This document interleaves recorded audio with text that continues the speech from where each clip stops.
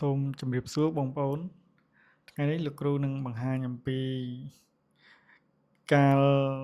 បច្ចេកទេសធ្វើរូបវិនិច្ឆ័យសត្វភាពបន្តទៀតបាទថ្ងៃនេះលោកគ្រូបង្ហាញអំពីការ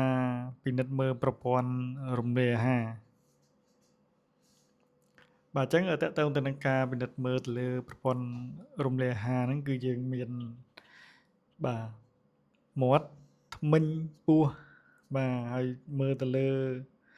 ចំណីមើលទៅលើលាមកណាបងប្អូនបាទអញ្ចឹងតេតើទៅនឹងមាត់បាទយើងពិនិត្យទៅលើមាត់សិនណាបាទមើលអញ្ចាញធ្មេញតើមានហើមឬក៏បើខ្ទុះដែរឬទេបាទអណ្ដាតទៀតបើមាត់អត់មានអណ្ដាតទេណាបងប្អូនបាទធ្មេញក៏អត់មានដែរមានតែចំពុះ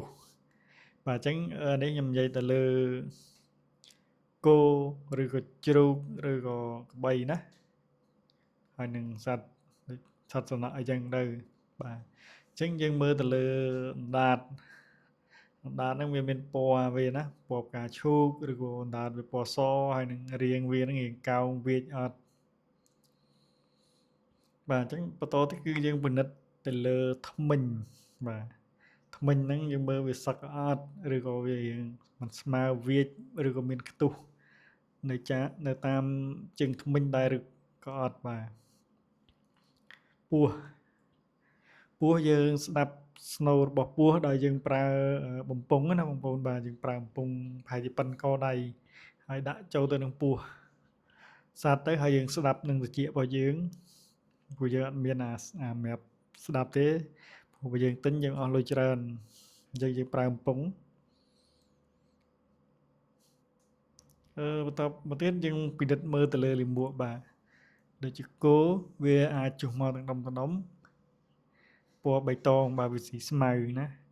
ហើយបើវាស៊ីជាបើងវិញវាមានពណ៌លឿងសេះដុំសំប៉ែតអត់ស្អុយទេមួយថ្ងៃជុះ8ទៅ10ដងបាទ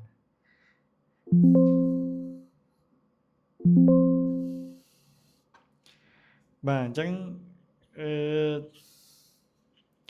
បើកាលណាវាមានលាមករដិករដប់បាទចំណីដូចដើមអញ្ចឹងវាអាចដោយសារការរំលាយអាហារមិនសព្វប្រព័ន្ធអាហាររបស់សត្វហ្នឹងមិនដែលខ្សោយណាបងប្អូនបាទបើរសកាពះបញ្ចេញមកច្រើនលាមកភាគច្រើនគឺរាវបាទហើយបើពោះវៀនធំរមូលភាគច្រើនលាមកមានរំអិលបើពោះវៀនមានទឹកច្រើនលាមករាវសឬក៏ប្រផេះបាទហើយបើសិនជាទឹកប្រមាត់មិនសូវមានបាទយើងមើលលាមកវិញពណ៌ដីណាបើទឹកប្រមាត់ច្រើនលាមកវាជុះមកបាទវាមានរាវពណ៌បៃតងអាហ្នឹងបើសិនជាប្រមាត់អត់សូវមានហើយបើពោះវៀន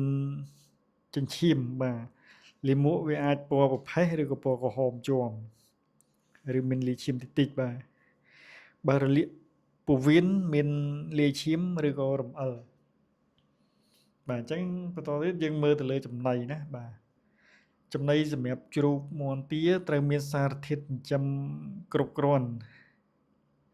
បើខ្វះចំណីជាតិដែកនាំឲ្យខ្វះឈាមជ្រុះរោមជ្រូកឬគោច្រើនលិតដីមាន់ស្អិតស្លាបបាទចំណីខ្វះវីតាមីនវិញបើចំណីខ្វះវីតាមីនវិញសត្វពិបាកបង្កកំណើតរលូតកូនកើតមកខ្សោយងប់ក្នុងពោះរលាកបំពង់ខ្យល់រលាកពោះវៀនរលាកក្រពះគប្បីឲ្យសត្វស៊ីបន្លែស្រស់ឬក៏ដំឡូងឆៅបាទកាលណាបើក្នុងចំណីមានកូនស្លាបព្រាបាទកូនដូចគោលកតិចកញ្ចក់អីហ្នឹងបាទវាអាចបណ្ដាលជាកាពះពោះវៀនហើយវាអាចមកពីស៊ីចំណីដុះផ្សិតបាទចំណីមានជាតិពុលហើយបើកាលណាសត្វស៊ីឆ្អែតពេកវាធ្វើឲ្យវាបាទកាលណាសត្វស៊ីចំណីឆ្អែតកុំឲ្យវារត់លឿនព្រោះវាអាចបណ្ដាលឲ្យ ឈើផ្លូវពោះវៀនបាទអញ្ចឹងតាក់ទងចំណីហ្នឹងគឺវាមានច្រើនបែបដែរណាអញ្ចឹងទៅលើប្រព័ន្ធអាហារហ្នឹងគឺយើងគិតទៅលើមាត់ធ្មេញពោះលាមកនិងចំណីបាទកត្តាចំណីវាសំខាន់ណាអញ្ចឹងថ្ងៃនេះលោកគ្រូបង្ហាញតែប៉ុណ្ណេះសិនបាទបន្តទៀតលោកគ្រូនឹងបង្ហាញអំពីការពិនិត្យមើលទៅលើប្រព័ន្ធបញ្ចេញទឹកនោមបាទវានោមមួយថ្ងៃប៉ុន្មានដងធម្មតាបាទឬក៏លើសធម្មតាអញ្ចឹងណា